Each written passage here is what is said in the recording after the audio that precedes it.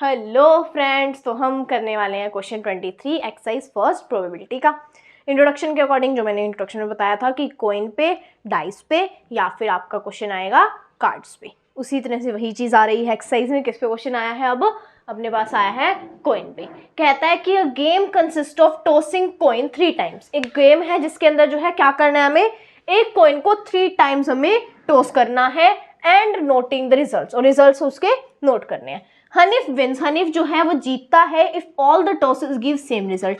कब जीतता है? अगर सारे टॉसेस जो है, तीनों के तीनों टॉसेस जो है सेम रिजल्ट देते हैं, मतलब या तो तीनों पे हेड हो या तीनों पे टेल हो, ठीक है। एंड लूजेज अदरवाइज, और अगर ऑब्वियस बात है अगर ये चीज नहीं होती तो वो हार जाता है, ठीक है। कैलकुलेट द प्रोबेबिलिटी कि वो लूज करेगा इस गेम को, ठीक है। ये चीज हमने बतानी है। अब देखो एक चीज समझो कि अगर कह रहा है एक कॉइन को 3 टाइम्स हमने टॉस किया या फिर 3 कॉइन्स को 1 टाइम टॉस किया, क्या ये आपको सिमिलर नहीं लगता? क्या ये सेम आउटकम्स नहीं देगा? कैसे? हमने एक कॉइन लिया, ठीक है, एक कॉइन हमने लिया, उसको हमने 3 बार टॉस किया, मतलब मान लो हमने पहली बार ये कर लिया, दूसरी बार फिर ये, तीसरी बार फिर ये, सेम ही तो आएंगी चीजें। और ये 3 हमने कॉइन लिए, मतलब एक साथ तीनों कॉइन को हमने ले लिया, जब भी 3 ही आने हैं, 3 ही आउटकम्स होंगे ना एक बार में। देखो क्या है कि हमने एक कॉइन को 3 बार चाहे टॉस कर लो या फिर 3 कॉइन्स को एक साथ टॉस कर लो, आउटकम्स आपके सेम रहेंगे, ठीक है। आउटकम जो है वही रहेंगे कि हो सकता है पहले वाले पे हेड आ जाए, दूसरे वाले पे टेल आ जाए, ये सब जो होते हैं। अभी 8 के जो 8 आउटकम्स हैं वो लिख लेते हैं। कौन कौन से 8 आउटकम्स हैं?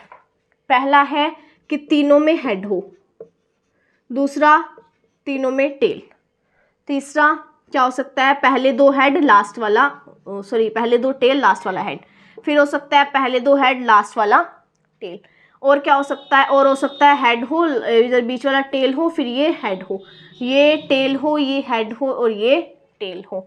बताऊंगी आपको कैसे लिखने हैं ये। पहले कितने हो गए? 6 हो गए। और हो सकता है अपने पास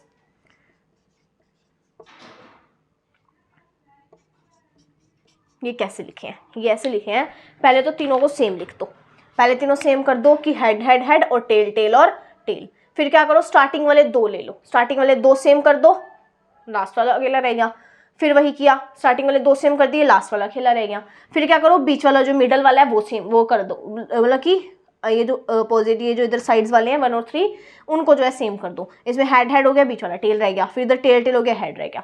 अब इसमें इस वाले का अपोजिट कि पहले वाले सेम कर रहे थे, इसमें लास्ट वाले 2 सेम कर दो। यही चांसेस बनते हैं अपने, 8 चांसेस है, और कोई देख लो होता है तो नहीं होगा, 8 ही होंगे। टोटल आउटकम्स अपने पास कितने हैं? 3 हैं। हमें फेवर में देखने हैं, फेवर में कितने होंगे।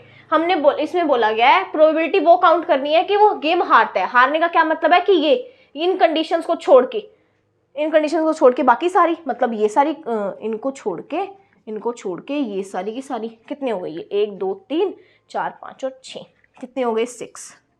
तो हमने प्रोबेबिलिटी निकालनी है, उसका फॉर्मूला होता है फोटो यानी फेवरेबल आउटकम डिवाइड में टोटल आउटकम। फेवर में 6, टोटल 8, ऐसा ही है। तो 2 3 ज़ा 6 एंड 2 4 ज़ा 2 के टेबल पे कट कर दिया तो 3/4 आंसर आ गया। अब देखो इसका और तरीका भी हो सकता था कि हम क्या करते, हम इसकी प्रोबेबिलिटी निकाल लेते विन वाले की, फिर लूज वाले की एक फॉर्मूला के अकॉर्डिंग निकल जाती है। फॉर्मूला क्या है? फॉर्मूला अपने पास एक होता है कि प्रोबेबिलिटी किसी इवेंट की प्लस में नॉट इवेंट की 1 होती है। मतलब अगर हम यहाँ विन वाली लिखते तो अपने उसमें अगर हम मान लो अगर हम यहाँ विन वाली लिखते तो यहाँ अपने पास कौन सी आती? लूज वाली, यानी कि नोट विन वाली। उन दोनों का सम 1 होता है, तो इससे आप निकाल सकते थे, है ना, कि 1 में से आप विन वाली माइनस कर देते, आपके पास लूज वाली जो प्रोबेबिलिटी है वो आ जाती। या आप सिंपल करना चाहो सिंपल कर लो, जो फॉर्मूला है अपने पास, ठीक है जी। चलते हैं अगले क्वेश्चन पे, ठीक है। अगला इंपॉर्टेंट है, ध्यान रखना।